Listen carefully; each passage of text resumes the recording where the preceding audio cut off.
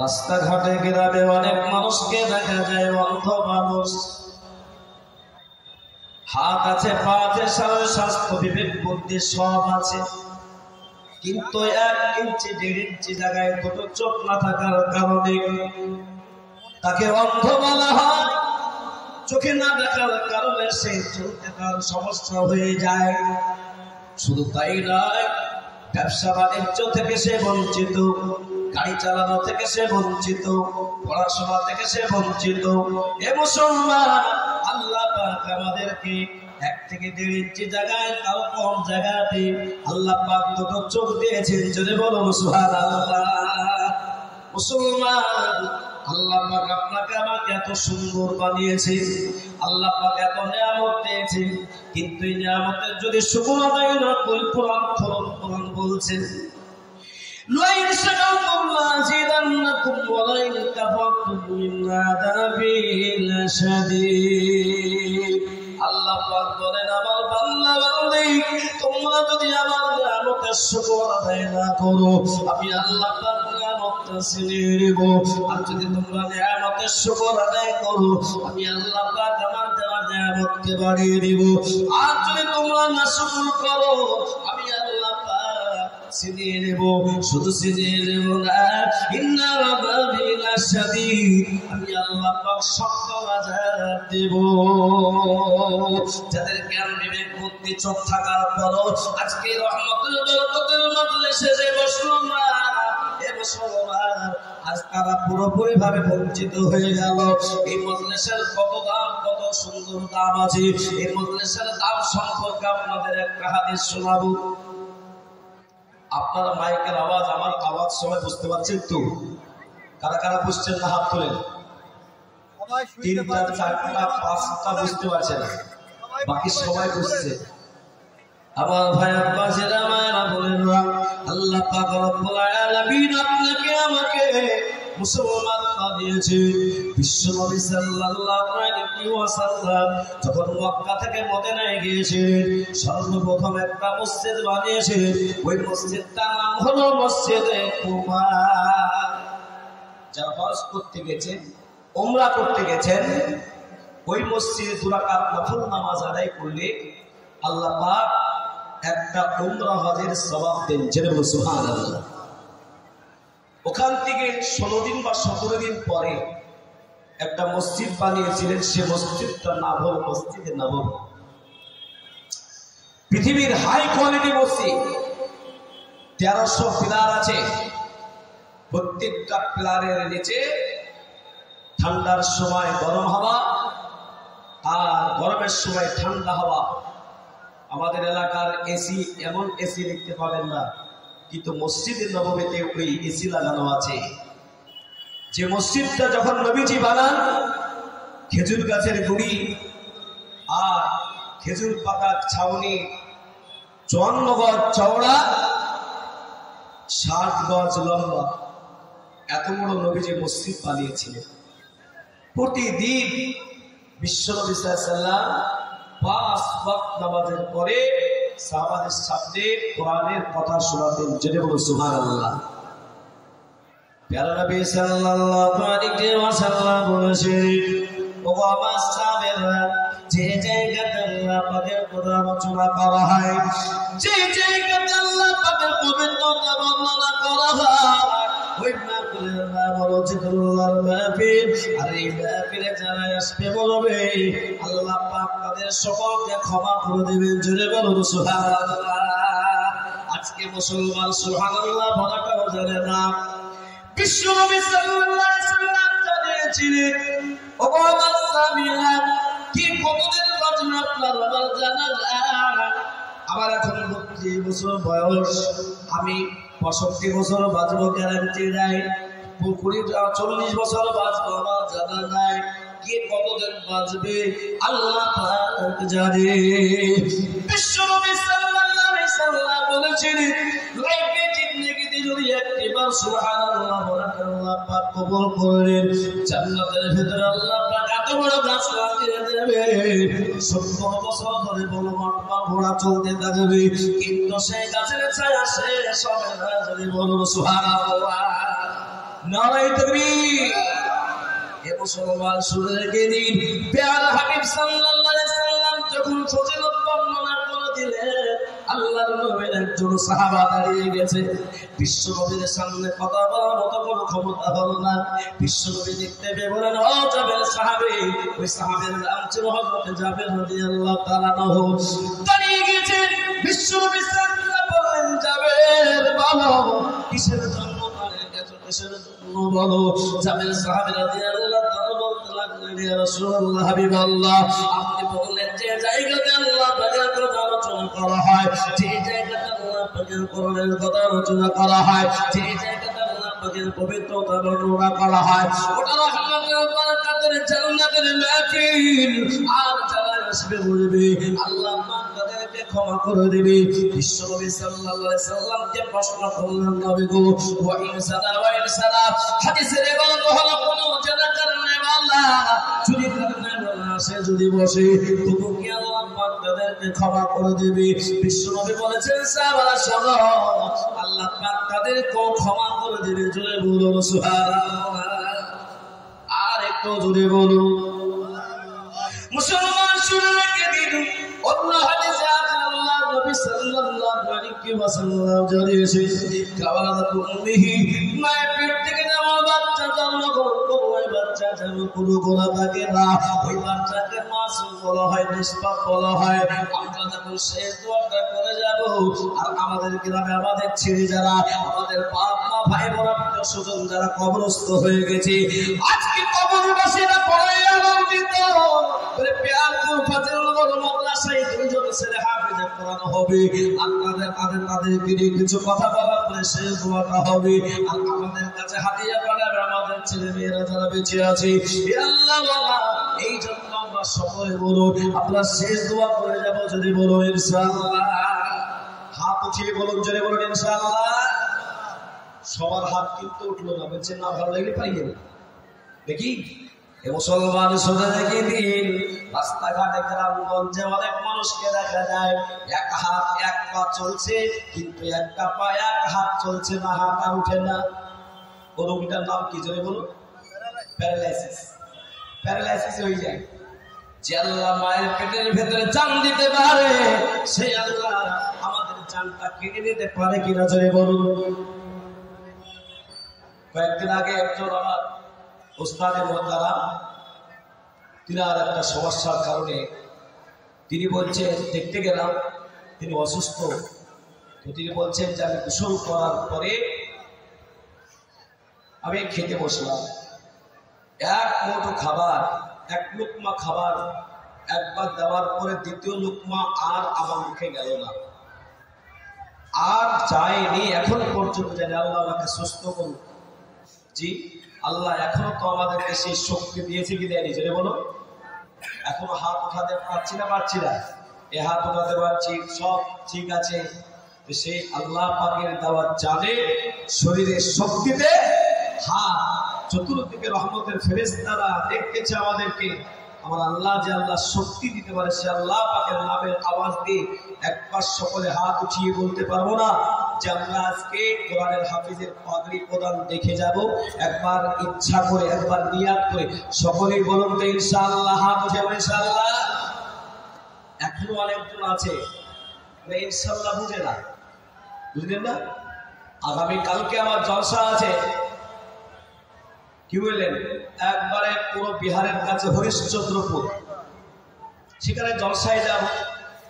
তো সাধারণত গ্রামের ছেলেরা, জেনারেল ছেলেরা জলসা করে, তো আমাকে ফোন করেছে আসরের নামাজের পরপরই। তবে প্রত্যেকটা জলসাওয়ালারা একই ভাষা, হুজুর কালকে ঠিক মাগরিবের নামাজ এখানে এসে পড়বেন। আমি বললাম আল্লাহ যদি সুস্থ রাখে, ভালো থাকি, ইনশাআল্লাহ মাগরিবের পরপরই পৌঁছে যাব। আমাকে লাস্টে কি বুঝে জানেন, সবকিছু শোনার পরে আপনার ইনশাআল্লাহ বুঝলাম, আপনার কথা বুঝে দিয়েছি, তো ইনশাআল্লাহ শুনবো না, কালকে মাগরিবের নামাজ এখানেই পড়বেন। কথাটা বুঝতে পারছেন তো নাকি? তাহলে আপনারা ফাজিলনগর পিয়ারপুরের মানুষ, খুব পেয়ারা, খুব মহব্বতের মানুষ। আমরা সবাই জোরে সোরে একবার বলুন তো ইনশাআল্লাহ। আল্লাহ আপনাদের সকলের ইনশাআল্লাহ কবুল করুন, সেরে বলুন আমিন। আমার ভাইরা, আজকে সুন্নতের বড় অভাব। সুন্নাত আজ আমাদের সামনে নেই। নবী সাল্লাল্লাহু আলাইহি ওয়াসাল্লাম বলেছেন, মান হাব্বা সুন্নতি ইনদা ফাসাদি উম্মতি ফালাহু আজরু মিয়াতি শাহীদ। ফিতনা ফাসাদের জামানায় একটা সুন্নতের প্রতি যে আমল করবে 100 শহীদের মর্যাদা দেবে। সুবহানাল্লাহ। মুসলমান, আজকে এই ধারে যখন গাড়িটা ওই দিন পাস করছিলাম তো ভিড় ছিল, তো কাজটা খুলে সরছে না, তো আমি ঘরের দিকে তাও সরছে না, তো আমি মুখটা বের করে খানিকটা সরল, তারপরে একবার সালাম দিলাম, আসসালামু আলাইকুম। আমার দিকে তাকে ফিক্রি হাসলো। এই হাসাটাই কি পেয়ারপুরের লোক সালামের উত্তর জানে নাকি? যে আমি ওখানে ভাবলাম যে মনে হয় সালামের উত্তর জানে না বা সালাম দেওয়াই জানে না। আজকে সালামের উত্তর না জানার কারণে, সালাম দেওয়ার কারণে আজকে বাপ বেটার সাথে মহব্বত নাই, কারণ বাপ বেটাকে কোনোদিন সালাম দেয় না। বাপ বেটাকে যদি সালাম দিত, স্বামী স্ত্রীকে যদি সালাম দিত, স্ত্রী স্বামীকে যদি সালাম দিত, ভাই ভাইকে যদি সালাম দিত, পাড়া প্রতিবেশী যদি সালাম কালাম করতো, কিন্তু আজকে এই সালাম কালাম নাই, সালাম দেওয়ার কোন নাম নাই। যদিও বা সালাম নাই, পরিচিত না হলে সালাম দেবে না। আবার বলছে সিপিএম কংগ্রেস আলাদা, সিপিএম কে সালাম দেয়, টিএমসি কে সালাম দেয়, কংগ্রেস কে সালাম দেয়, আলাদা পার্টিকে সালাম দেয়। ঠিক বুঝে নেবে, ঠিক বলছে জানি বলো, ভুল বলছি নাকি আপনাদের প্যারা পড়ে? এ মুসলমান শুনে রেখে দিন, বিশ্বনবী সাল্লাল্লাহু আলাইহি ওয়াসাল্লাম যখন রাস্তা দিয়ে চলতেন, বাচ্চাকে পর্যন্ত আল্লাহর নবী সালাম দিতেন। দুজন বাচ্চা আল্লাহর নবীকে জড়িয়ে ধরেছে, ইয়া রাসূলুল্লাহ, হাবিবাল্লাহ, আপনি যখন রাস্তা দিয়ে যান আমরা অপেক্ষা করে যে আপনি কখন আসবেন, আমরা সালামটা দিব, কিন্তু আপনাকে কোনদিন আমরা সালাম দিতে পারলাম না। বিশ্বনবী সাল্লাল্লাহু আলাইহি ওয়াসাল্লাম বলেছিলেন, এই বাবা যে ব্যক্তি আল্লাহ পাকের বাংলা বান্দি যে সর্বপ্রথম সালাম দেবে, সে আল্লাহ পাকের কাছে উত্তম হয়ে যাবে। জোরে বলুন সুবহানাল্লাহ। কিন্তু কিছু লোক আছে, আমি তো বুড়া মানুষ, জোয়ানরা আমাকে সালাম দেয়, এরকম কোয়ালিটির কিছু লোক আছে না? জোরে বলুন আছে। মওলানাকে আমরা রেখেছি ইমাম, মওলানা আমাদেরকে সালাম দেয়, আমরা মওলানাকে সালাম দেবো না? এই ঘটনা ঘটেছে। জি, একদিন ব্যতিক্রম মসজিদের সেক্রেটারিকে সালাম দিইনি, বুঝলি মওলানা সাহেব বড় দুঃখ নিয়ে আছি, পাশ দিয়ে চলে গেলে আমি আসলে দেখতে পেয়েছিলাম, আর বলছে আমাকে বড় দুঃখ পেয়েছে, আপনি পাশ দিয়ে চলে গেলে সালামটা দিলেন না।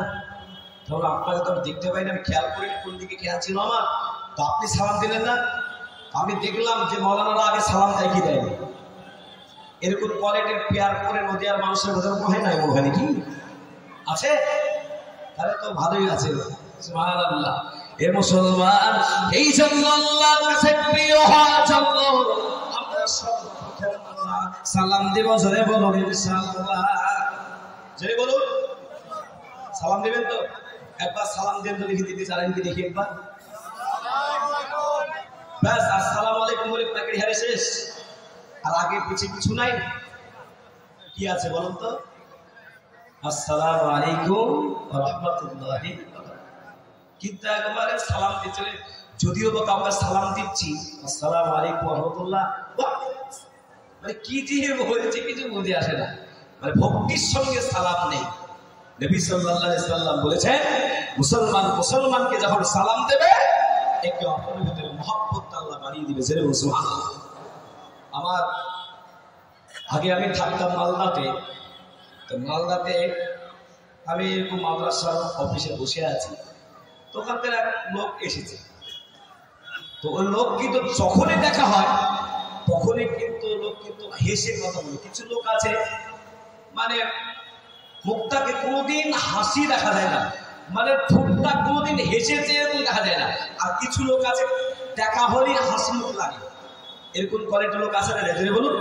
যেমন আপনারা যারা আজকে এখানে বসেছেন, আপনাদের দেখে মনে হচ্ছে মাশাআল্লাহ যে আপনারা হাসলো। তো আমি বললাম যে কি ব্যাপার, আপনার মনটা এত খারাপ কেন? মনের ভিতরে হাসি নাই কি নেই কিছু নেই, তো বলছে মৌলানা সাহেব আমি বড় কষ্টের ভিতরে আছি। কি কষ্ট? কষ্টটা হচ্ছে স্বামী স্ত্রীর ঝগড়া আমাদের কোনোদিনই ঠিক হচ্ছে না, প্রায় 1 মাস থেকে। শুনলাম নাকি আপনি নাকি তাবিজ দেন। বললাম আমার কাছে তাবিজ তো এরকম কিছু সিস্টেম না, যে মাদুলি দিলাম, মাদুলি বুঝার পরে তাবিজ ভরে ওটা কি বলে ঠোস, আমাকে দুটো দিয়েছে, একটা আমি পরবো আর একটা আমার স্ত্রী পরবে। একবারে আমার সামনে তাবিজ একবার টেবিলে দিয়ে দিচ্ছে। তো আমি বললাম যে আমি এসব তাবিজ এখন আর লেখালেখি সব নাই, আপনাকে দুটো কাজ করতে বলবো, আপনি যদি করতে পারেন তো ইনশাল্লাহ ঠিক হয়ে যাবে। আল্লাহু আকবার। বলেন তাহলে, খুব চিন্তা করবে যে বলেন কি কাজে দিব। তো সর্বপ্রথম বললাম যে আপনাকে নামাজ পড়তে হবে। নিশ্চয়ই আপনি নামাজ পড়েন না, জুমার ছাড়া, মানে জুমার দিন ছাড়া আপনি নামাজ পড়েন না। শুক্রবার ধরে নিয়েছেন আর বছরে 2টো ঈদ ধরে নিয়েছেন, বাকি নামাজ পড়েন না, জানা আছে নামাজ পড়েন না। বলেন তো। কিছুক্ষণ পর মাথায় চুলকে বলছে ইনশাল্লাহ আজ থেকে নামাজ পড়বো। যাক একটা হলো। 2 নম্বর হলো যখন বাড়িতে যাবে, বাড়িতে কেউ থাকুক বা না থাকুক সালাম দিবে। ঠিক আছে সালাম দিয়ে দিব। এই দুটোই তাবিজ দেওয়া। যখন গেট থেকে বাড়াচ্ছে, খোদার কসম বলছে, যখন বেড থেকে বাড়াচ্ছে তখন বলছে মৌলানা সাহেব আপনার দুটো কথা আপনি বললেন, দুটো কথাই আমি মেনে নিলাম, আমার একটা কথা মানলেন না। কি না, এই তাবিজের ভিতরে আপনি লেখা ভরে দিলেন না কেন? তবে তাবিজও নেবেই। আমি বললাম 3 দিন পর আপনি আমাকে ফোন করবেন, এই তাবিজে যদি 3 দিন পরে যদি কাজ না হয় তাহলে একবার আপনাকে ডাকবো। আল্লাহু আকবার। 3 দিন পরে খুব খুশির সাথে ফোন করছে, হুজুর ভালো আছেন? আলহামদুলিল্লাহ খুব ভালো। এবারে বললাম আপনি কেমন আছেন? আল্লাহর শুকর 1 মাসের সেই ঝামেলা এই 3 দিনে মিটে গেছে, বলুন আলহামদুলিল্লাহ। কিন্তু সমস্যা একটা হলো, সালাম তো বাড়িতে জিন্দিগিতে দিই নাই, এখন বাড়িতে ঢুকে সালাম দিচ্ছি, বাবা বলছে পীর সাহেব কবে থেকে হইলা। মানে সমস্যার শেষ নাই। আজকে এই ওয়াজ শুনে বাড়িতে গিয়ে নতুন করে সালাম দিবেন, বাড়িতে ঢোকার সময় ফেরার সময় এই পীর সাহেব বানালো কে বলবি আপনার। যাই হোক, আমরা প্রত্যেকে সালামের রেওয়াজ তৈরি করবো, সে বলবেন ইনশাল্লাহ। যারা ইনশাল্লাহ বলছে না বলছে যা আছি ঠিক আছে নাকি। মুসলমান সোনাকে দিন তার নবী বিশ্বনবী সাল্লাল্লাহু আলাইহি ওয়াসাল্লাম জানিয়েছেন মুসলমানের বেঈমানের ভিতরে পার্থক্য কি। বলুন বলুন, এখানে সবাই আমরা মুসলমান কি না জোরে বলুন। আমরা সবাই মুসলমান তো? হাত তুলে বলতে পারবে যে আমরা সবাই মুসলমান? কিন্তু অনেকের বলছে যে কি বলা যায়। বিশ্বনবী সাল্লাল্লাহু আলাইহি ওয়াসাল্লামের হাদিস হলো, বিশ্বনবী সাল্লাল্লাহু আলাইহি ওয়াসাল্লাম জানিয়েছেন মুসলমান আর বেঈমানের ভিতরে পার্থক্য হলো মুসলমান নামাজ পড়বে আর বেঈমান নামাজ পড়ে না। আজকে যারা নামাজ পড়ে না তারা বলছে মৌলবীটাকে জীবনে রাখবে না, আমাদেরকে বেঈমান বলে দিল, নামাজ পড়ে কেমন। আমি বলছি এত বড় বড় ওলামা আছে, বড় বড় শিক্ষক আছে, মুফতি সাহেবরা আছে, অল রেকর্ড বলছি, যদি এই কথাই ভুল বলে থাকি, হাদিস ভুল বলে থাকি, আমাকে ধরতে পারে, কোনো সমস্যা নেই। যে নবী 63 বছর জীবনে একটা মিথ্যা কথা কোনদিন বলে নাই, সেই সুবহানী নবীজি বললেন বেঈমান আর মুসলমানের ভিতরে পার্থক্য হলো মুসলমান নামাজ আদায় করবে, বেঈমান নামাজ আদায় করে না। বিশ্বনবী সাল্লাল্লাহু আলাইহি ওয়াসাল্লাম বলেন, জেনে শুনে জেনে বুঝে কেউ যদি 1 ওয়াক্ত নামাজকে ছেড়ে দেয় 2,88,000 বছর তাকে জাহান্নামে রাখবে। এই মুসলমান, এটা আমরা বিশ্বাস করি না জয় বলুন। তাহলে আমাদের সকলকে নামাজি হতে হবে না জয় বলুন। মুসলমান নামাজ পড়ার সময় আজ আমাদের যদি পানি যদি ইস্তেমাল করা, পানি ব্যবহার করা যদি সমস্যা হয়, ইসলাম ছাড় দিয়েছে তোমরা মাটি দিয়ে টাইম করো, দিয়ে তারপরে নামাজ আদায় করো, নামাজ আল্লাহ কবুল করে নেবে। বিশ্বনবী বলেন তুমি দাঁড়িয়ে নামাজ পড়ো, দাঁড়িয়ে নামাজ পড়তে পারো না বসে বসে নামাজ পড়ো, বসেও পারছো না, শুয়ে শুয়ে নামাজ পড়ো, শুয়ে পারছো না তুমি এবার নামাজ পড়ো, তুমি ইশারা করে নামাজ পড়ো, ইশারা করে আর পারছেন না, অসুস্থ হয়ে পড়েছে, পরিবারের লোকদের চালিয়ে দিন, পরিবারের লোকেরা আমার এই অসুস্থতার সময়তে আমি আর নামাজ পড়তে পারছি না, কিন্তু আমার আল্লাহ নামাজ তো মাপ দিবেন না, যত রক্ত নামাজ কাজা যাচ্ছে তোমরা মনে রাখো, তোমরা রেখে রাখো, আমি আল্লাহ আমাকে যদি সুস্থ করে দেন তবে আমি এই রক্তে এই কাজা নামাজগুলোকে আমি পূর্ণ করব, অর্থাৎ আদায় করে নেব। এই পরিবারের লোকেরা আমার যদি এই অসুস্থতায় মৃত্যু হয়ে যায় তবে তোমরা যে নামাজগুলো আমার কাজা হয়ে গেল আমার মৃত্যুর পরে তোমরা ফিরিয়ে আদায় করে দেবে। কিন্তু মুসলমান ওসিয়ত করে, ও বেটি তুমি ওই জায়গাটা নেবে, ও বেটা তুমি বাড়িটা নেবে, বেটি তোমরাই বাড়ির ভাগ বসানো থাকবে কোথায়, এই ওসিয়ত গুলো সব হয়ে যায়, কিন্তু নিজের আমলের পরে কোনো ওসিয়ত হয় না। ঠিক বলছি না বেটি? বলছি না বলুন? এ মুসলমান, আমি আপনাদের সকলকে বলবো যে আমরা নামাজের সাথে চলবো, সেটা বলি ইনশাআল্লাহ। আপনার অনেকে সাইকেল এসেছেন, অনেকে বাজারে দোকান আছে দোকান বন্ধ করে এসেছেন, অনেকে বাড়িতে তালা লাগিয়ে এসেছেন, বলুন আপনারা প্রত্যেকে তালা লাগিয়ে এসেছেন, আসেননি? তালা খুলবেন, ওই তালা খোলার জন্য কি প্রয়োজন পড়ে? চাবি। বিশ্বনবী সাল্লাল্লাহু আলাইহি ওয়াসাল্লামের হাদিস কোন? বিশ্বনবী সাল্লাল্লাহু আলাইহি ওয়াসাল্লাম বলেন আসসালাতু মিফতাহুল জান্নাহ, জান্নাতের চাবিকাঠি হলো নামাজ, নামাজ ছাড়া জান্নাতের গেট খুলবে না। এই জন্য আমরা প্রত্যেকে নামাজ পড়ব, জোরে বলুন ইনশাআল্লাহ, একবার জোরে জোরে বলুন ইনশাআল্লাহ। মুসলমান শুনুন, প্যারা হাবিব সাল্লাল্লাহু আলাইহি ওয়াসাল্লাম কে আল্লাহ পাক বলেন, হে নবী কুল ইন কুনতুম তুহিব্বুনাল্লাহ ফাত্তাবিউনি, হে নবী আপনি বলুন যদি আল্লাহকে কেউ ভালোবাসতে চায়, নবীকে তারা যারা ভালোবাসে আর নবীর সাথে যার মহব্বত ভালোবাসা হয়ে যাবে, আল্লাহ পাক রব্বুল আলামিন নিজে বলেন ইউহিব্বুকুমুল্লাহ, আমি আল্লাহ তাকে মহব্বত করব। আল্লাহ বলছেন আমি যাকে মহব্বত করব, ভালোবাসবো, আমি তাকে একটা পুরস্কার দেব। পুরস্কারটা কি? আল্লাহ পাক আয়াতে কোরআনে বলছেন ইয়াগফির লাকুম যুনুবাকুম ওয়া ইয়াগফির লাকুম ওয়াল্লাহু গফুরুর রাহিম, আমি আল্লাহ পাক ওই বান্দা বান্দির সমস্ত গুনাহগুলো ক্ষমা করে দেব, জোরে বলুন সুবহানাল্লাহ, নারে তাকবীর। এ মুসলমান, আমরা নবীকে মহব্বত করব, জোরে বলেন ইনশাআল্লাহ। সেদিনের মাঝখানে একটা গজল বলবো, আপনারা শুনবেন?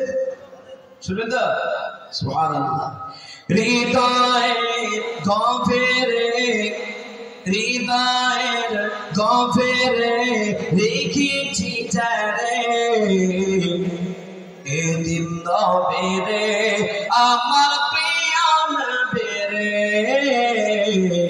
এদিন নবীরে আমার প্রিয় নবীরে।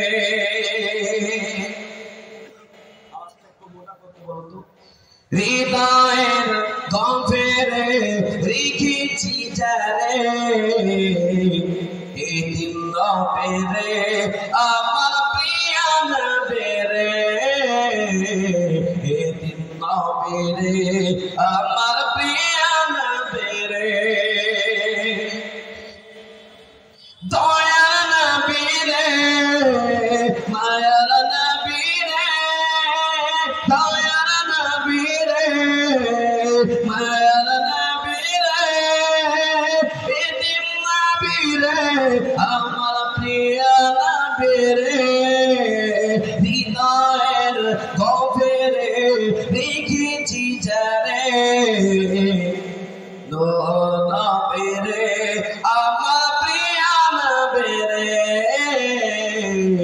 এদিন নবীরে আমার প্রিয় নবীরে।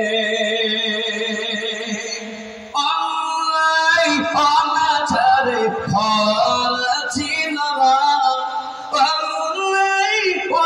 যারে ভালছিল জগৎ ভালছিল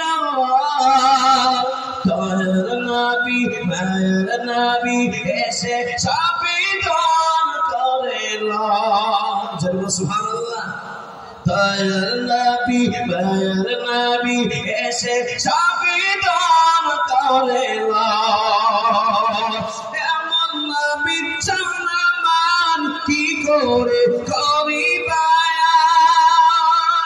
এমন নবী সম্মান কি করে করিবা সেই নবীজির গায়ে গানা গানো সেই নবীজির গায়ে গানা গানো প্রেমের ঈশ্বরে হৃদয়ের গভীরে লিখেছি যারে এদিন নবেরে আমার প্রিয় নবেরে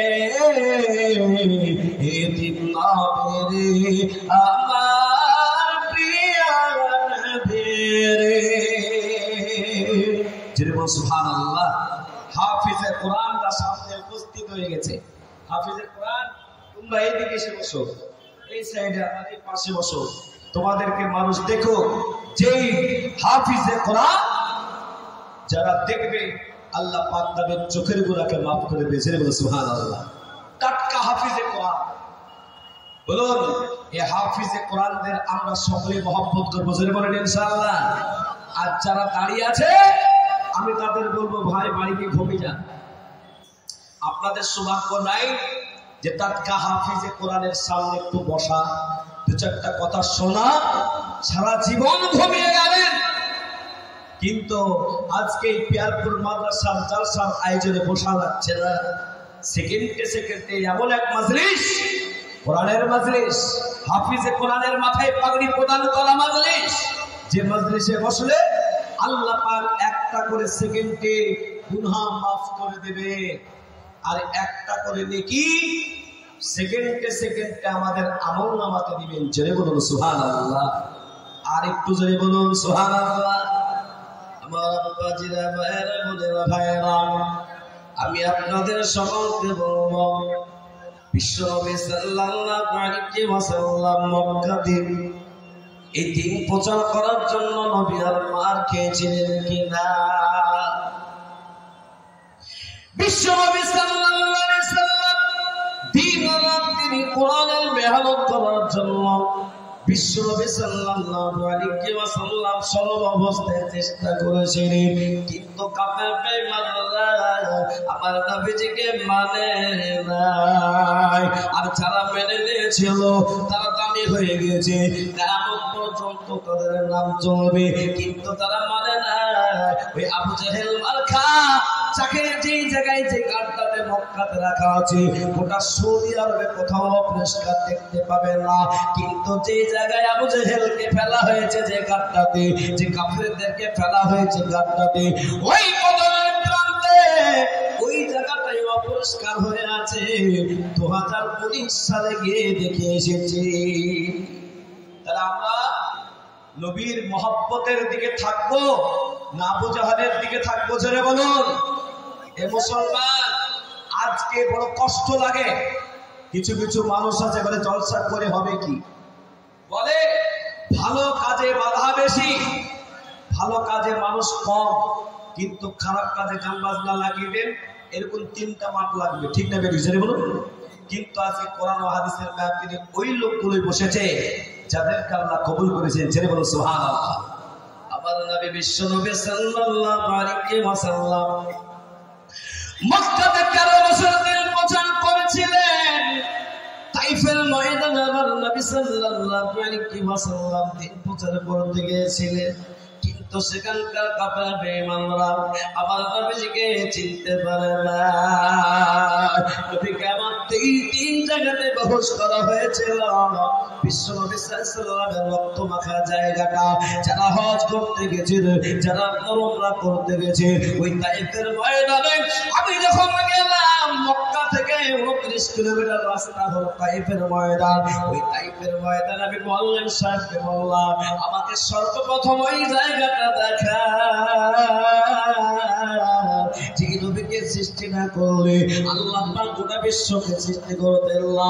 যে নবীকে সৃষ্টি না করলে আল্লাহ গোটা বিশ্বকে সৃষ্টি করতেন না। সেই নবীর রক্ত ঝরা জমিনটা আমি একেবারে দেখব। ও মুসলমান, গোটা বিশ্বের মানুষের রক্ত পবিত্র, কিন্তু আমার নবীর পবিত্র রক্ত ছিল। সেই রক্ত মাখা জায়গাটা কত পানি পড়ে, কিন্তু তারপরও রক্ত মাখা জায়গাটার দাগ মেটে না, কিয়ামত পর্যন্ত মিটবে না। যে নবীর দ্বীন ইসলাম প্রচার করতে গিয়ে জীবন দিয়ে দিল, জান দিয়ে দিল, রক্ত ঝরে দিল, আমার নবীকে বেহুশ করা হয়েছিল। সেই নবী যদি আজকের জন্য এত আজকে জীবন দিতে পারে, এত মেহনত করতে পারে, আল্লাহ বালারা আজকে কোরআনের জন্য, আজকে দিনের জন্য আমরা প্রত্যেকে আমরা আজ 1-1.5 ঘন্টা 2 ঘন্টা আজকে এই কুরবানি করতে পারবো না? সময়টাকে জোরে বলো, করতে পারবো কে পারবো না? জোরে বলো। আমরা সবাই চেষ্টা করি। আমার ভাইয়েরা বাজিরা, বিশ্বনবী সাল্লাল্লাহু মক্কার কাফের বেঈমানদেরকে বোঝাতে পারলো না। মক্কার কাফের বেঈমানরা নবীজিকে তারা চেষ্টা করলো, এই মুহাম্মদ যদি বেঁচে থাকে আমাদের বাপ দাদার থাকবে না, বাপ দাদার ধর্ম থাকবে না, তাই নবীকে মেরে দিতে হবে।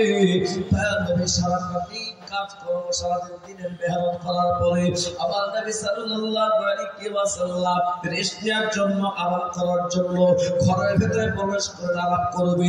কাফের বেঈমানরা যুক্তি বুদ্ধি করলো যে মুহাম্মদ যখন দিন প্রচার করে ক্লান্ত শরীর নিয়ে যখন ঘুমিয়ে যাবে, আমরা তার ঘরটাকে ঘেরাও করে, আমরা চতুর্দিক থেকে আমরা ঘেরাও করার পরে ওই মুহাম্মদের ঘরে ঢোকার পরে মুহাম্মদকে টুকরো টুকরো করে কেটে দেব, শেষ করে দেব, কিন্তু বাঁচানেওয়ালা কে? জোরে বলো, আর একটু জোরে সরে বলো।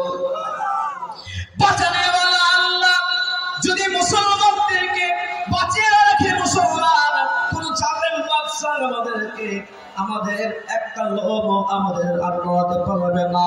আজকে মসজিদকে গড়িয়ে দাও, মাদ্রাসাকে বন্ধ করে দাও, বিভিন্ন জায়গায় মুসলমানদের উপর আক্রমণ চলছে, কিন্তু জেনে রেখে দেবে মুসলমানদের প্রেরা আক্রমণ করেছিল, কিন্তু তারা বারবার হয়েছে। মুসলমানের সংখ্যা বাড়ছে, জোরে বলুন সুবহানাল্লাহ। নয় তুমি আমার ভাইয়েরা, আপনাদের ভাইয়েরা বলেন, আমি আপনাদের সকলকে বলবো বিশ্বনবী সাল্লাল্লাহু আলাইহি ওয়াসাল্লামের মহব্বত ভালোবাসাকে জেনে দেখো। আমরা সেই মহব্বত ভালোবাসা আমরা দেব, আমরা প্রত্যেকে মহব্বত ভালোবাসা রাখবো, জোরে বলুন ইনশাআল্লাহ। কত আছে না? আচ্ছা নরবে গলাবর বলবো বলবো আচ্ছা নরবে গলাবর বানায়া সংসার হিজরত করলেন সোনার মদিনায়। আচ্ছা নরবে গলাবর বানায়া বাজার হিজরত করলেন সোনার মদিনায়। নবী বলেন হযরত আলী আছে বিছানা খালি, নবী বলেন হযরত আলী আছে বিছানা খালি, আমার বিছানায় শুয়ে যাও। আজ নবী গলাবর বানায়া সংসার হিজরত করলেন সোনার মদিনায়।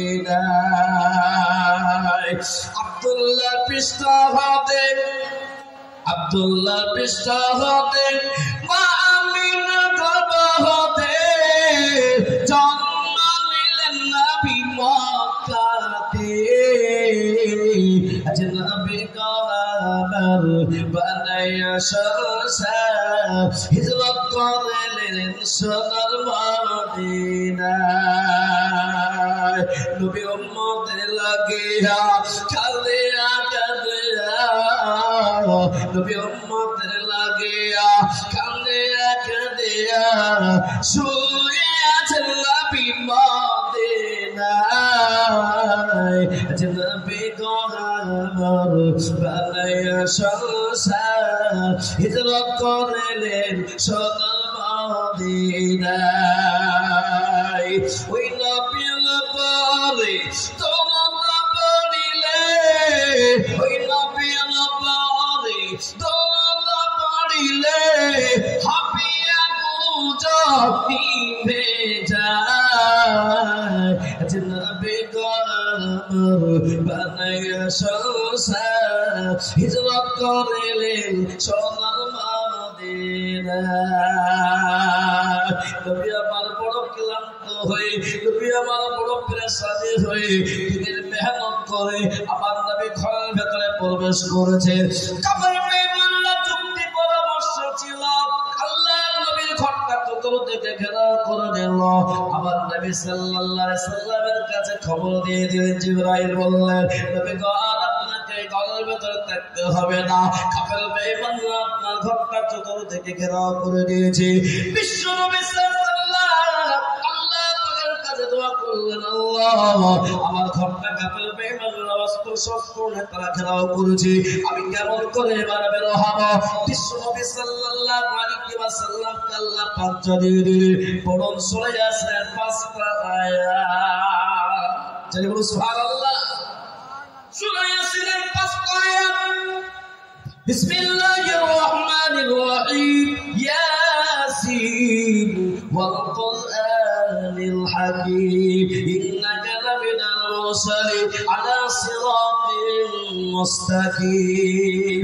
আমার নবীকে বলা দেওয়া হলো, হয় নবী আপনি 5টা আয়াতকে তেলাওয়াত করুন আর হাতে একটু ধুলাবালি নিয়ে নিন, আর সূরা ইয়াসিন পড়ে ফুঁক দিয়ে দিন। আমি আল্লাহ পাক এই ধুলাবালিকে আমি আল্লাহ জমিনে ফেলবো না, আপনার দুশমনরা কাফের বেঈমানদের চোখে আমি আল্লাহ পৌঁছে দেব। আমার আল্লাহ পাকের নবী সাল্লাল্লাহু আলাইহি সাল্লাম সূরা ইয়াসিন পড়লেন আর ফু দিয়ে দিলেন, এক মুষ্টি ধুলাবালি নিচে পড়লো না, সমস্ত কাফের বেঈমানদের চোখে পড়ে গেল। কাফের বেঈমানরা চোখ বলতে শুরু করে দিল, আল্লাহ বলে আমরা যখন রাস্তাঘাটে চলি, রাস্তাতে যদি বিশাল পোকা পড়ে যায়, যদি আপনার জন্য পোকা পড়ে যায় বলুন কত কষ্ট হয়, কিন্তু এই ধুলাবালি পৌঁছেছে কে? জোরে বলুন, জোরসে বলুন কে? আল্লাহ পৌঁছে দিয়েছে। তার নবী মেহরাবে হযরত আলীকে ঘরের ভিতর শুয়ে দিয়ে আবার নবী সাল্লাল্লাহু আলাইহি ওয়াসাল্লাম বেরিয়ে পড়লেন। গভীর রাত আবার নবী চলে গেলেন হযরত আবু বকর সিদ্দিক রাদিয়াল্লাহু তাআলার বাড়ির সামনে। আমার নবী সাল্লাল্লাহু আলাইহি সাল্লাম শুধুমাত্র বললেন আসসালামু আলাইকা আবু বকর, সঙ্গে সঙ্গে দরজাটা খুলে দিলেন। আজকে আমরা আলেম ওলামারা যাই মাদ্রাসার জন্য, ওই মাদ্রাসার জন্য যখন যায় অনেক মানুষ ভক্তির সঙ্গে বসে যায়, অনেক মানুষ ভক্তির সাথে বসে চা পান করে সুন্দর করে আদর ভক্তি করে, যদি টাকা থাকে টাকা দিয়ে দেয় খুব ভক্তির সাথে আনন্দের সাথে বলে কালকে আসবেন বা পরশুদিন আসবে। কিন্তু কিছু লোক আছে গেট তো খুলবে না, আলেম ওলামা দাঁড়িয়ে থাকুক কথাও বলে না, এমন কোয়ালিটির মানুষ আছে না নাই? জোরে বলো, জোরে বলো আছে না নাই? আমার ভাইয়েরা আপনাদের ভাইয়েরা বলেরা, আমি আপনাদের সকলকে বলবো, আমার আল্লাহ পাকের নবী সাল্লাল্লাহু আলাইহি ওয়াসাল্লাম যখন সালাতটা দিয়ে দিলেন, আবু বকর সিদ্দিক রাদিয়াল্লাহু তাআলা নহ সঙ্গে সঙ্গে বেরিয়ে পড়লেন। আল্লাহ নবী বললেন, আবু বকর তুমি কি রাত্রে বেলায় ঘুমাবো না? এত গভীর রাতে তুমি একটা আওয়াজ দেওয়ার সঙ্গে সঙ্গে তুমি দরজাটা খুলে দিলে। হযরত আবু বকর সিদ্দিক রাদিয়াল্লাহু তাআলা বলেছিলেন, নবী গো আজ থেকে 6 মাস আগে আপনি বলেছিলেন এই মক্কার কাফের বেঈমানদের অত্যাচারে হয়তো বা মক্কা থেকে অন্য কোথাও চলে যেতে হতে পারে। নবী গো সকালবেলায় যেমন সূর্য ওঠাটা নিশ্চিত, ঠিক সেইভাবে আপনার জবাব দিয়ে যে কথাটা বেরিয়ে যাবে আমি সেইভাবে বিশ্বাস করি।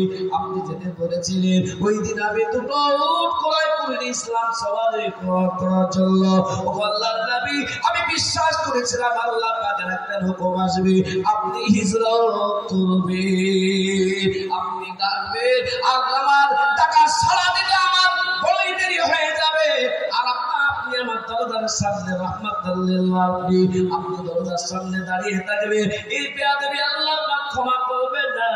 তাই আমি আজ থেকে 6 মাস আমার পিতাকে আমার বিছানায় লাগাই না। এক বছরে বলবেন না সুবহানাল্লাহ। আবু বকর সিদ্দিক রাদিয়াল্লাহু তাআলা বলেন, নবী গো আমি শুধু আমি আবু বকর না, আমার বেটি আসমা, আপনি যখন হিজরত করবেন, সফরে যাবেন,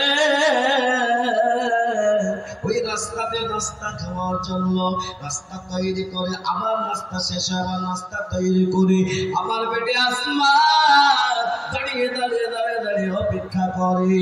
যে বলুন সুবহানাল্লাহ। আমার ভাইয়েরা বলে না, আমি আপনাদেরকে বলবো, বিশ্ব নবী সাল্লাল্লাহু আলাইহি সাহাবা আবু বকর বললেন, নবী গো, আর একটা কথা বলবো। বলে কি? আপনি যেদিন বলেছিলেন যে হিজরত করব, আমি ওই দিন সামারের জন্য দুটো উট ক্রয় করেছিলাম মক্কার ওই বাজার থেকে, দামি দামি উট ক্রয় করেছিলাম। ওই যে বাধা আছে, ওই যে দুটো উট বাধা আছে, আমি অনেক খুব দেখেছি, গভীর রাতে দেখেছি, দিনের বেলায় দেখেছি, উটকে শুইতে দেখে না, বসতে দেখে না, 6 মাস ধরে সে খাবার খায় আর আপনার রাস্তার দিকে তাকায়। জয় বলুন সুবহানাল্লাহ। যদি অবলম্বনে বিশ্ব নবীর মহব্বতে ভালোবাসাতে যদি 6টা মাস দাঁড়িয়ে দাঁড়িয়ে নবীর অপেক্ষা করতে থাকে, সৃষ্টির মানুষ হয়ে নবীর উম্মত হওয়ার পর সেই নবীর মহব্বত কেন আমাদের অন্তরে থাকে না? আমার নবী বিশ্ব নবী বললেন, আবু বকর দেরি করা যাবে না, বেরিয়ে পড়ো। আবু বকর সিদ্দিক রাদিয়াল্লাহু তাআলা বেরিয়ে পড়লেন। নবী আমি তৈরি আছে আজ থেকে 6 মাস আগে থেকে। বিশ্ব নবী সাল্লাল্লাহু আলাইহি ওয়াসাল্লাম চলো, হাঁটতে হাঁটতে হাঁটতে হাঁটতে সকাল হয়ে গেল। বিশ্ব নবী বললেন, আবু বকর এখন আর যাওয়া হবে না, চলে ওই যে পাহাড় আছে, ওই পাহাড়ের তলে একটা গুহা আছে, ওই গুহার ভেতরে আমরা একটা গোপন করবো।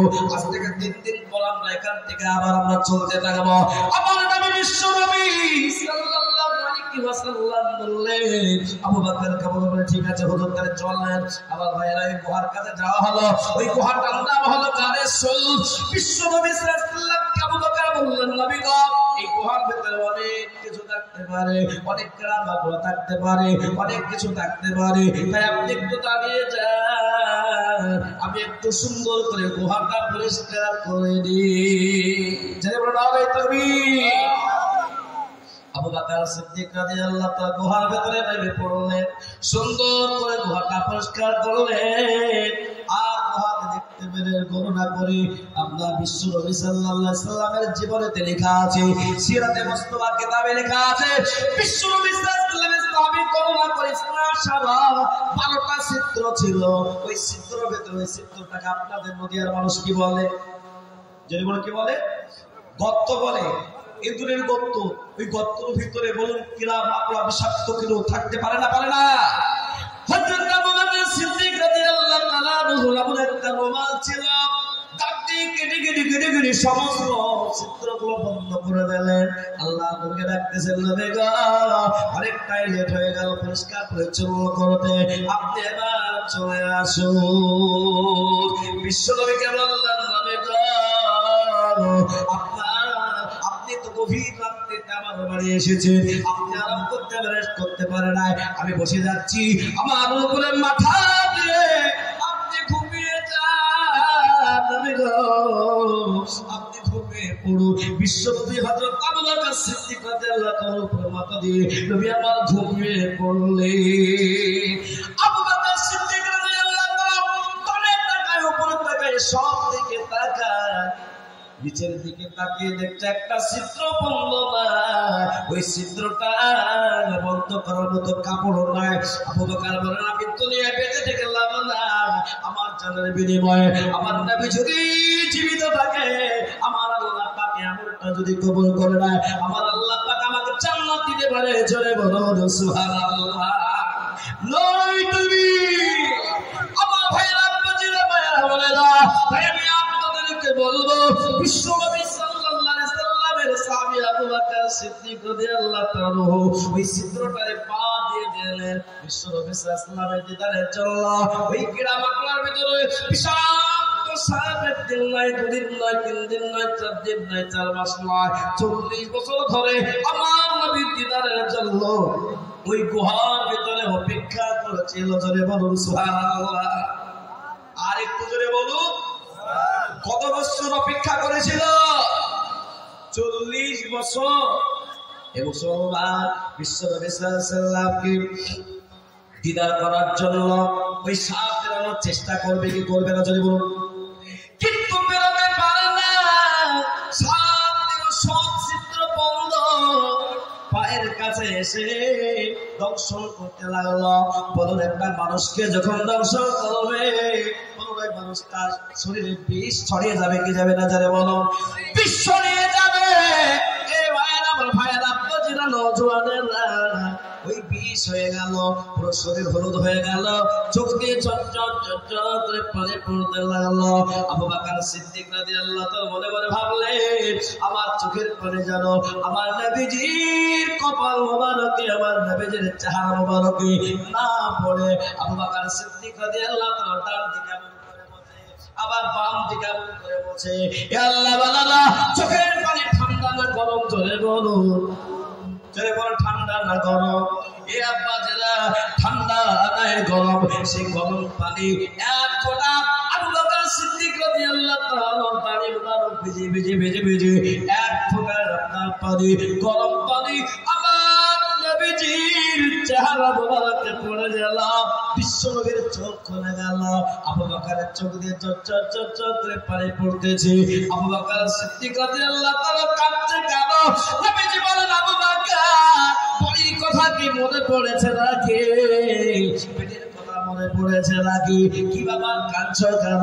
বলে নবী গো, আমার বাড়ির কথা মনে পড়ে না,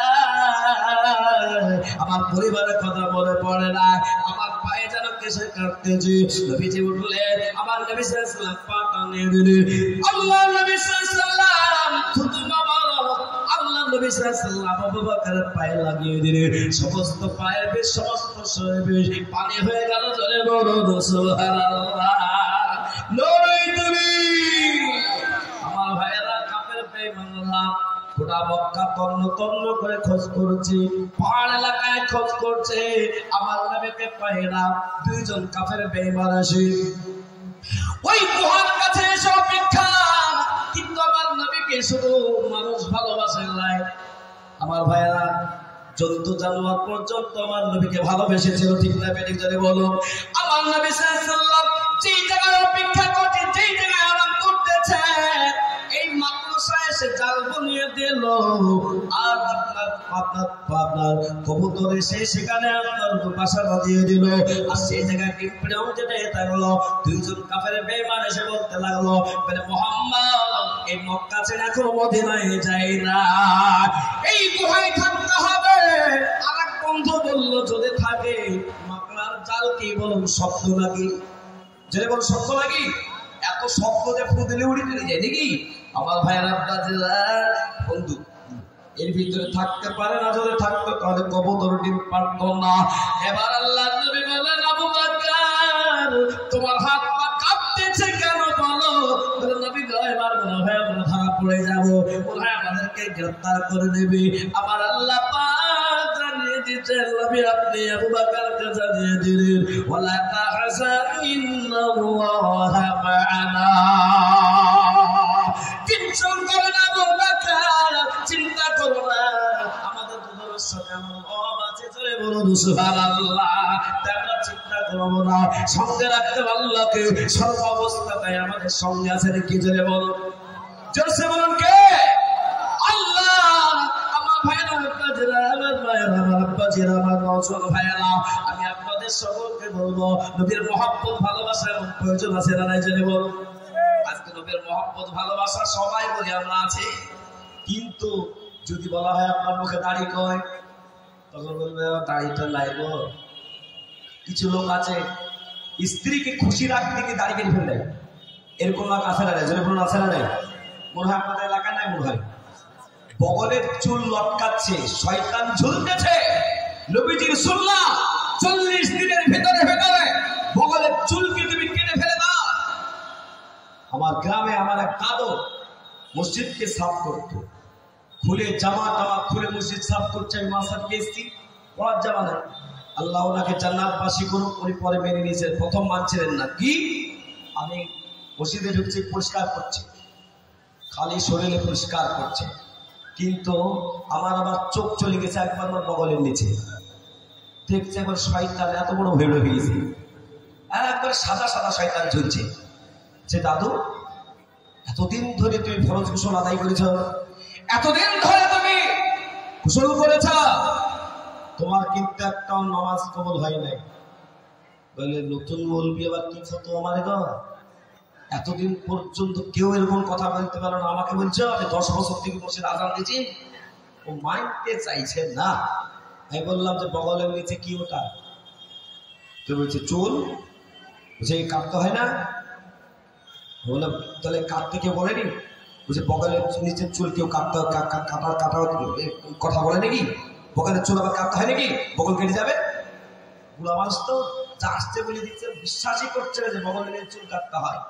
এ মুসলমান, এমনও কিছু লোক আছে গ্রামগঞ্জে বগলের নিচে চুল কাটা মানে ও বছরকে বছর কাটে নাই, কিন্তু বিহারের বাড়ি যখন যাবে একবারে দারুণ করে সাইজ করে যায়। আপনাদের এলাকায় লোক আছে না? যদি বলুন, আমার এক ড্রাইভার বুঝলেন, আমি আর ও গেছি জলসা করতে বিহার। আর জলসা করতে গিয়ে এক বুजुर्ग साहब तो আমাকে বলছে, हजरत आपको बहुत पसंद है, आपका तकरीर सब कुछ ठीक है, लेकिन आपका ड्राइवर अच्छा नहीं। बोले क्यों? देखिए ये कहाँ है, ये कहाँ है? देखा चाहिए बहुत बड़ा बुजुर्ग व्यक्ति, अल्लाह अकबर। हमारे माथा पे हाथ दिए बोलছে, इसको तालीम दे दीजिए, इसको तालीम दे दीजिए, बोल दीजिए नबी का सुन्नत कहाँ है। अल्लाह अकबर। আমি ড্রাইভারকে বলে হাত ধরো, হুজুরের হাত ধরে বলো আর জীবনও কাটবো না, বলো আল্লাহ আকবার। একবার সঙ্গে সঙ্গে হুজুরের কাছে গিয়ে সামনে বসে হুজুর আর কাটবো না হুজুর, এবার কারো তো ছেড়ে দেন আর কাটবো না, হুজুরকে কথা দিয়ে দিন। একদিন, দুদিন, 3 দিন পর ফের মালদার চাচলে জলসায় গিয়ে জীবনে মাপলার এরকম মাথায় দেয় না। বুঝলেন কেন? মাপলারটাকে কষিয়ে বেরিয়েছে, আমি যেন দেখতে না পাই। আমি ভাবলাম যে তুমি দাড়ি বড় হয়ে গেছে বলে লজ্জা লাগছে রেখে তুমি মাপলার মাথায় দিয়েছ, দেখি এই করে চলতে চলতে বন্ধ হয়েছে কিনা। আপনি এইভাবে খুলিয়ে দেখছি, বা আপনার পুরো সাদা। আমি বললাম কি ব্যাপার, তুমি দাড়ি ফের কেটেছো কেন? ও সাহেব মাফ করবেন, হুজুরের হাতে হাত দিয়ে বলেছিলাম যে দাড়ি আর কাটবো না। তো হচ্ছে কি আর বলবো, বলতেও খারাপ লাগছে যে আমার বউ 3 দিন কথা বলে না, দাঁড়িয়ে রেখেছে বলে 3 দিন বউ কথা বলে না। এ মুসলমান, এরকম বউ আছে না নাই আপনাদের এলাকায়? হ্যাঁ আছে। এ মুসলমান, দাড়ি রেখেছে বলে বলছে যে এখন কিন্তু তুমি বুড়া হয়েছ, দাড়ি রাখার বয়স হয়েছে। এ আল্লাহ ওয়ালা, যেদিন থেকে দাড়ি বেরিয়েছে কোনোদিন দাড়ি কাটে নাই, থেকে কোনো জায়গাতে কোনো অসম্মান হয়েছে? আসাম, ত্রিপুরা, ঝাড়খণ্ড, বিহার, উড়িষ্যা, গোটা পশ্চিম বাংলায় এই বছরে প্রায় 148টা মাদ্রাসারি জলসা দাওয়াত দিয়েছি, 70টা জলসা করে ফেললাম, কোনো জায়গাতে কোনো অপমান নেই। যদি আজকে এই জায়গাটাতে আমি দাড়ি কেটে উঠতাম, বলুন এখানকার সভাপতি আর এখানকার লোকজন, এখানকার মুফতি সাহেবরা আমাকে উঠতে দিত তো? যার দাড়ি নেই সে বলবি কেমন তো, মুখে দাড়ি নেই আবার বলবি কি করতেছে? বলবে না বলবে না? জেনে বলুন, নবীর সুন্নাতকে আমরা রাখবো। জেনে বলুন ইনশাআল্লাহ, জেনে বলুন ইনশাআল্লাহ। আমার ভাইয়ের আব্বাজিরা, নবীর সুন্নতের উপর আমল করলে 100 শহীদের দরজা দেবে। একবার জোরে বলুন সুবহানাল্লাহ, নবী তুমি। আমার ভাইয়ের আব্বাজিরা, আমার সকল নওজোয়ান ভাইদেরকে বলবো, নওজোয়ানরা নবীজির সুন্নতের উপর আমল করো। আজকে যে হাফিজে কোরআন করে দেখতে পাচ্ছেন, প্রথমেই বলি আল্লাহ পাক কাল কিয়ামতের ময়দানে, হাসরের ময়দানে হক্কানি হাফিজে কোরআন আলিমে দিনকে বলবে, এই হাফিজে কোরআন যাও, চলে যাও, জান্নাত চলে যাও। হাফিজে কোরআন জান্নাতের গেটের কাছে গিয়ে দাঁড়িয়ে যাবে, চুপ করে দাঁড়িয়ে যাবে। আল্লাহ পাক বলবে, হাফিজে কোরআন তুমি জান্নাত যাও। আল্লাহ, আমি একা একা জান্নাত যাব না। তাহলে আল্লাহ তোমার ওয়াদা, আমি ফাজিলনগর পিয়ারপুর মাদ্রাসায় পড়তাম, এখানকার যারা জান দিয়ে মাল দিয়ে মহব্বত দিয়ে আমাদের থাকা খাওয়ার ব্যবস্থা করেছিল, তাদেরকে না নিয়ে জান্নাত যাব না। আল্লাহ পাক ফেরেশতাদেরকে বলবে, ফেরেশতারা হাফিজে কোরআনের পিছনে সবাইকে করে দাও, যারা মহব্বত করেছিল, থাকা খাওয়ার ব্যবস্থা করেছিল করে দাও। হাফিজে কোরআনের পিছনে দাঁড় করে দিবে। আল্লাহ বলবে, যাও হাফিজে কোরআন জান্নাত যাও। হাফিজে কোরআন তাও দাঁড়াবে, কেউ ছেড়ে গেল না তো? আবার এইরকম করে তাকিয়ে দেখবে কেউ ছেড়েছে কিনা। দেখা যাচ্ছে হাতনাগাড়ির একটা লোক এই পিয়ারপুর মাদ্রাসাকে মহব্বত করতো। ওই লোকটা কয়, ওই লোকটাকে সাথে নিয়ে আল্লাহু আকবার, ওই দিন এই মহব্বতকারী সকলকে নিয়ে জান্নাত যাওয়ার আল্লাহ পাক সুযোগ দিবেন। জেনে বলুন সুবহানাল্লাহ। হাফিজে কোরআনদেরকে আমরা সবাই মহব্বত করবো। জেনে বলুন ইনশাআল্লাহ। হাত উঠিয়ে বলুন ইনশাআল্লাহ। কেউ কেউ ভাবছে বলুন সেবা টাকা চাইবে নাকি, পকেটে হাত দিছে নাকি গো? আল্লাহ ওয়ালা টাকা এখন চাইবো না, কিন্তু কিছু কিছু লোক বলছে পালিয়ে যাইবা। আল্লাহ ওয়ালা আজকে দুনিয়ায় বেঁচে আছে, কালকে তার কোনো গ্যারান্টি নাই। আমার আপনাদের আমার মায়েরা বলেন, আমি আপনাদের সকলকে বলবো নওজোয়ানেরা, কত দাদা চলে গেল, কত বাবা চলে গেল, কত অন্ধকার কবরে চলে গেল।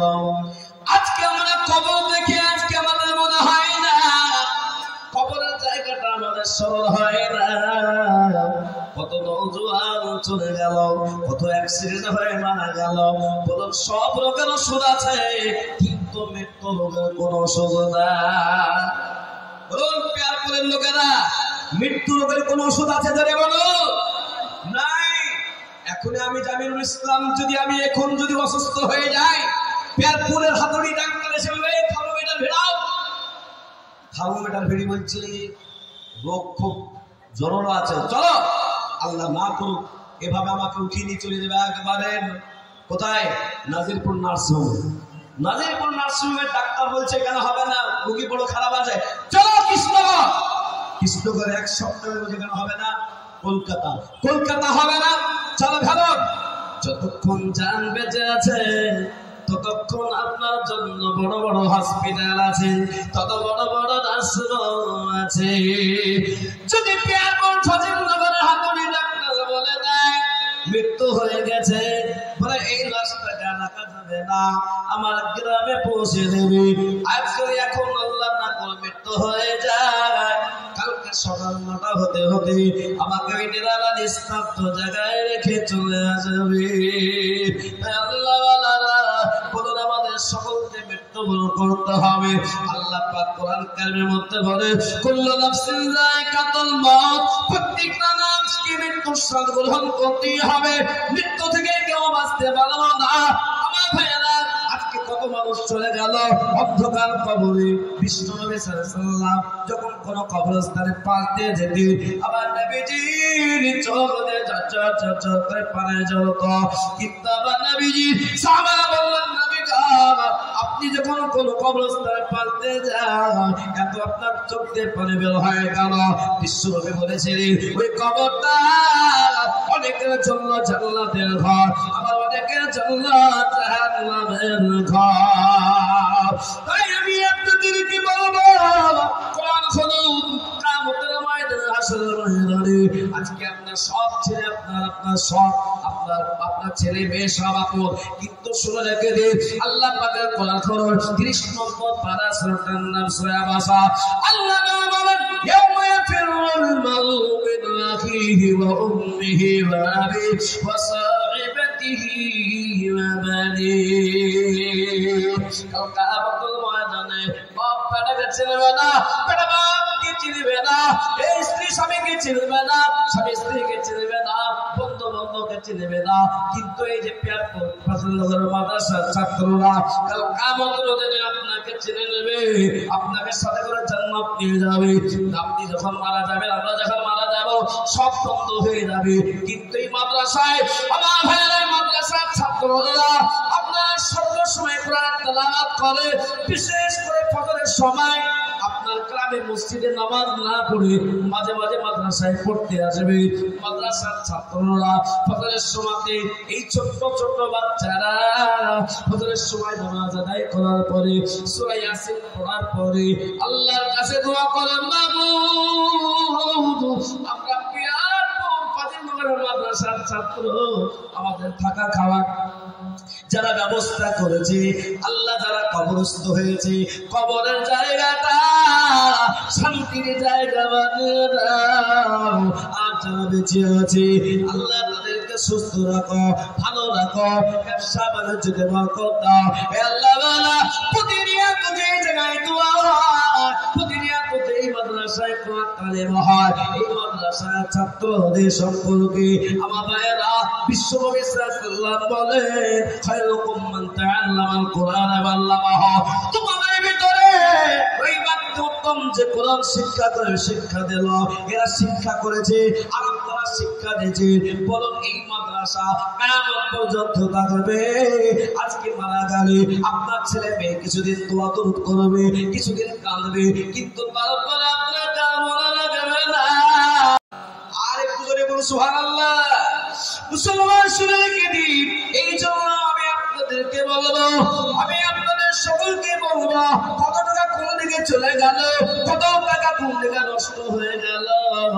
আল্লাহ নবী সাল্লাল্লাহু আলাইহি বলেন, হিসাব মাতাল ইনসান, মানুষ যখন মৃত্যুবরণ করে, ইনকাতারু আমালুহু, মানুষের সমস্ত আমল বন্ধ হয়ে যায়, ইল্লা বিসালাসাতি, কিন্তু তিনটা আমল বন্ধ হয় না। গোটা পশ্চিম বাংলার দিকে দিকে দিকে দিকে আসাম ত্রিপুরা আপনার নাগরায় থেকে শুরু করে আমি লাখ লাখ টাকা চেয়েছি। আজকে যে হাফেজে কোরআনকে দেখতে পাচ্ছেন, এই হাফেজে কোরআনকে আমরা সবাই মহব্বত করি। একবার হাত তুলে বলুন, জোরে বলুন ইনশাআল্লাহ, জোরে বলুন ইনশাআল্লাহ। পাগড়ি প্রদান করা হবে এবার হাফেজে কোরআনদের, জোরে বলুন ইনশাআল্লাহ। এ মুসলমান, আপনার কাছে যদি একটা গাড়ি থাকে, একটা যদি আপনার মোবাইল থাকে, বাড়িতে যদি খরচা বহন করতে পারেন, নিজের সন্তানকে যদি আপনি হাফেজ কোরআন না বানাতে পারেন, নিজে আলেম না হতে পারে, আমি আপনাদের সামনে বড় বড় মুফতি সাহেবদের সামনে ফতোয়া দিচ্ছি, যদি একজন হাফেজ কোরআনের খরচা কেউ যদি দিয়ে দিতে পারে, আল্লাহ পাকের কাছে ওই ব্যক্তি এত উত্তম হয়ে যাবে। একজন হাফেজ কোরআনের বাবাকে কাল কিয়ামতের দিনে নূরের পাগড়ি পরিয়ে দিয়ে আল্লাহ পাক জান্নাত যাওয়ার ব্যবস্থা করে দেবে। আল্লাহ কিন্তু শুধু রেখে দিন, আজকে যারা খরচ বহন করবে ভাগ্যবান তারা, যারা বহন করবে তারা কাল কিয়ামতের দিনে হাফেজের কোরআনের বাবার সমতুল্য সন্তান, সেই রকম মর্যাদা নিয়ে সেই ব্যক্তিও জান্নাত যাবে। তাই বেশি খরচ লাগে না, 30 পারা কোরআনে হাফেজের আমার ভাইরা 3 বছর 4 বছর ধরে এই ছোট্ট বাচ্চা ছেলে তারই মুসবাইন এমন একটা ছেলে পুরো কোরআন শরীফ এক জায়গায় পড়ে শুনে দিতে পারে। আমি আপনাদেরকে বলবো, এই এতগুলো মানুষের ভিতরে একজন ব্যক্তি তাকবীর দিয়ে দেব 20,000 টাকা দাতা কেউ যদি থাকতে পারে, আপনি বলবেন আমার কাছে জান আছে, আমার কাছে মাল নাই, আমি আস্তে আস্তে দিয়ে দিব। তাই আমি বলবো সকলে যারা বলুন নারে তাকবীর।